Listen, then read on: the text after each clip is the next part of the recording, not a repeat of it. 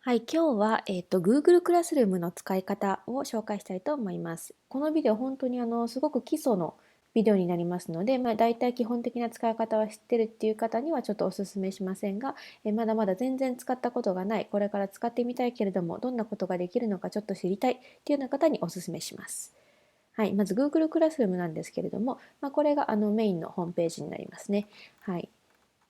で、こんな風にですね、一番メインの機能としては、この Google クラスルームの中にいろいろなクラスを作ることができまして、で、そこに学生をアクセスさせて、そのオンライン上のクラスルームの中で課題を与えたりだとか、その課題を採点したりっていうことができます。で、実際のページなんですけれども、今これ私がお試しで作った Google クラスルームの中に入っています。で、こんな風にですね、これだとクラスが2つあるっていうような考え方になります。で、例えばライティングクラスの方を見てみたいと思います。で、こんな風に課題が与えられるんですけれども、毎回与えることもできますし、事前に全部入れておいて、それで時間になったらこの課題が見られるようにするっていうことも可能です。課題だけじゃなくって、こういうふうにテスト付き、小テストとかですね、もう与えることができますし、ディスカッションができるような質問を投げかけて、それに学習者がいろいろクラスのみんなから答えてもらうっていうことができたりだとか、もちろん資料をただ単に添付するっていうこともできます。はい、で、学生の名簿情報はここのメンバーっていうところに現れまして、で、このような課題の採点もここから全てすることができます。そんなようなツールになってます。はい、なので今回はこれ一つ一つのやり方をですね、ちょっと紹介していきたいと思います。はい、まずこれ Google のクラスルームっていうところのリンクをクリックしてそれで入っていきます。普通にクラスルーム Google っていうふうにタイプすると検索でかかると思いますので、それをクリックしてください。で、Google のアカウントでログインをします。で、そうしたらまだ全然クラスを作ってない場合は真っ白だと思うんですけれども、ここのプラスのところを押しますね。で、そうするとクラスに参加なのかクラスを作成なのかっていうのがあるので、先生の方はクラスを作成にします。学習者の方はクラスに参加の方を押します。今回はクラスを作成してみたいと思います。で、Google クラスでも一応学校の E メールを使うっていうことを前提とされているんですけれども、もし例えばプライベートのレッスンとかで使う場合だったら、一応ここは学校で使ってるんじゃないですよっていうことでチェックを入れます。ここは日本語もう初級にしておきましょうか。初級1としておきます。で、作成を押します。が最初に作ったクラスです。ここでさっきのタイトルが見られます。で、このカバーのところですね。これ変えたい場合はテーマを選択っていうところをクリックして、で、いろいろな写真があるので、この辺にしておきましょうか。これを選択します。はい、そうするとこんな風にここのカバーを変えることができます。なので分かりやすいようにクラスごとに変えてもいいと思います。で、このクラスコードっていうのなんですけれども、これ何かと言いますと、こういう風に出てくるんですけれども、これを学生に教えてあげると、学生はさっきのクラスに入るっていうところですね。そこに入った時にこのコードを追加すれば、このクラスに自分たちで参加ができます。もちろん先生の方でこのメンバーのところにですね、学生を追加していく方法もあるんですけれども、それだと結構1人ずつメールアドレスを入れなくてはいけないので、もし人数が非常に多い場合は、こちらの、コードをですね、これをシェアしてあげると簡単かもしれません。はい、まずここのメインのストリームっていうところなんですけど、ここにお知らせを投稿することができます。なので、もしクラス全体で共有したいメッセージとか、ちょっとお知らせですね、明日のオフィスアワーの時間が変わりますとか、そういったようなことを追加したい場合は、ここで、メッセージを送ることができます。もちろんこれもクラスいろいろと選ぶことができますし、それから全ての生徒なのか、生徒1人だけに見せたいのかとか、そういうことも選ぶことができます。で、追加っていうところを押すと、いろいろなドキュメントをここで一緒につけることもできます。はい。で、こういうふうに投稿っていうところがあるんですけれども、これをクリックして、このまま投稿してもいいですし、前もっていろいろと準備をしておきたいのであれば、ここの予定を設定っていうところをクリックすると、あらかじめ準備しておいて、予定の時間になったらこの投稿がされるっていうような設定をすることが可能です。では授業の方ですね、実際に見ていきたいと思います。で、作成というところを押します。で、これトピックっていうのなんですけれども、これは普通にチャプターと考えてもらったらいいと思います。なので例えば第1課としておきます。はい、それからもう一つトピックを追加して第2課にしておきます。はい、そうするとこんな風に出てくるので、これもちろん入れ替えをすることが可能なので第1課を上にしておくっていうこともできます。はい、ではそれではこの早速課題を追加していきたいと思います。作成を押します。でじゃあまず最初に課題を入れてみたいと思います。でこのタイトルなんですけれども、じゃあそうですね、言葉のチェックとでもしておきたいと思います。はい、でここでいろいろと資料を追加することができます。基本的に Google ドライブの中に入れなくてはいけないんですけど、YouTube のリンクだったりとか Dropbox に資料があればそのリンクを取得してそれをここに入れることも可能です。なのでちょっと今ローカルにあるファイルを入れてみたいと思います。今こんな風にですねファイルを選んだので今ここに表示がされています。はい、そうするとこんな風にここに先ほどのファイルが表示されました。はい、でこのファイルをですね閲覧の権限を与えたいと思います。生徒はファイルを閲覧可能っていうのがあるので、これにしてもいいですし、生徒はファイルを編集可能だと生徒も書き込むことができます。でまたは、各生徒にコピーを作成、これをクリックしておけば各生徒それぞれに別々のコピーが作られることになるので、その A さんは A さんの書き込みをすることができて B さんはまた自分でこのドキュメントに対して B さんの答えを書き込むことができるっていうような使い方ができます。はい、でもちろんこの点数ですね、点数100点満点にしておきたいのか、例えば5点満点とかでもできますし、採点なし出せば OK っていうような評価の方法もあります。で期限もここで決めておくことができます。でこの課題は、チャプター5ですね。なので本当はチャプター5を作って入れておきたかったので、ここで第5課を作ります。はい。はい、でこれでこの課題をアップロードするんですけれども、今ここでアップロードするとこのコースに追加されている学生は全部見ることができるので、今準備段階ということでもう少し後で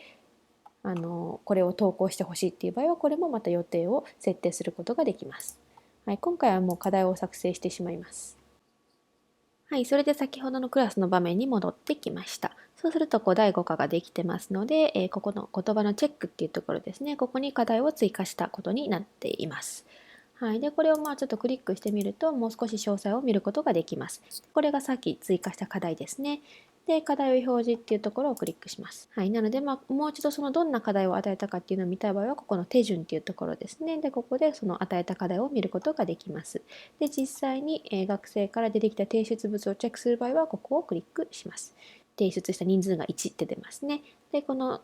課題を何人に割り当てたか、何人にこの課題を与えたかっていうのの人数もここに1だとか2だとかそういうふうに出ます。はい、でこれはまたちょっと実際に学生が提出物を出した際にはどんなふうに見えるのかっていうのをまた後ほどお見せしたいと思います。はい、今はですねちょっと引き続きこの作成で他のものを作成する場合をやってみたいと思います。これテスト付きの課題ってなってますね。はい、これをクリックします。そうするとここの Google フォームっていうのが出てくると思うんですけど、これ Google フォームでこの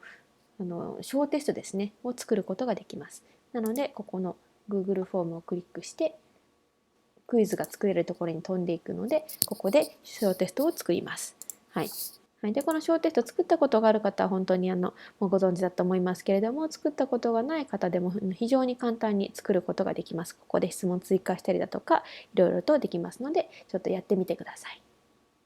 はい、今度は質問っていうところがありますね。この質問をやってみたいと思います。はい、これはですね、クラス全体に向けての何かディスカッションとかのトピックを与えてもいいと思いますし、何か質問を投げかけるときに使うことができるツールです。はい、例えばどこのカフェによく行きますかっていうのを書いてみました。で、これ選択肢と記述式と両方選べるんですが、で、これもまた点数とかをつけるようであれば点数も入れておきます。これは先ほどと同様ですね。で、これトピックもじゃあこれも5課に入れておきます。はい、で生徒はクラスメートに返信できますっていうことなんですけど、ここの課題に対して生徒が答えた時にその生徒に対して他のクラスメートがまた何かコメントをするっていうことができるかどうかっていうことですね。はい、で、生徒は回答を編集できますっていうの、これもちょっとクリック入れておきます。はい、そうするとこんな風に課題がまた作れました。課題とそれからディスカッションの、質問ですね。はい、でまた資料も追加してみたいと思います。はい、じゃあ今度は、資料は喫茶店とカフェの違いっていうことにしてみました。はい、なのでこれでもし何かまたファイルをつけるようであればここでファイルをつけます。でこれファイルとかいろいろ Google ドライブがあるんですが、私今ちょっとローカルのファイルを使いたいと思うのでファイルを入れて、でここにこのファイルをアップロードしました。はい、違いがわかる時点というのですね。なのでこれを入れてアップロードをします。はい、っていうふうにこんなふうに入れてみたので、ちょっとこれで保存をしておきます。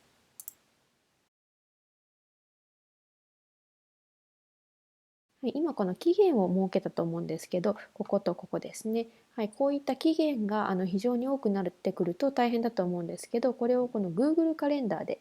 いっぺんに見ることができます。はい、ライティングもちょっとお試しで入れておくと、ライティングの方が紫なので、だいたいこんな風に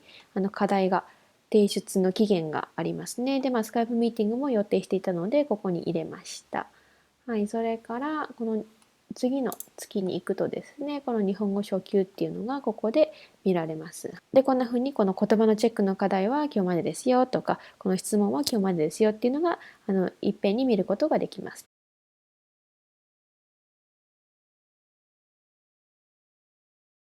はい、では今度は学生の方の目線からやってみたいと思います。はい、今これ学生としてクラスルーム google.com にアクセスをしました。なので学生は学生で自分でこの Google クラスルームにログインをします。そうしたらこちらの右上の十字のところですね、ここをクリックして今度はクラスに参加を押します。はい、ここに先ほどのクラスのコードを入力します。はい、そうするとこんな風に入ることができました。はい、で、すでにあるこの課題の締め切りですね、それを見ることができますし、授業に行くと第5課を見ることができます。先ほどもお見せした通り、第1課と第2課はまだ何も入ってないので、このように第5課だけですね、見ることができます。はい、では実際に一つ一つの課題がどのように見えるのかっていうのを見ていきたいと思います。まずこの言葉のチェック一番下ですね。はい、でここに自分の課題が割り当てられているので、これを見て、課題を行うっていうことですね。で自分の課題がこれ終わったら、提出を押します。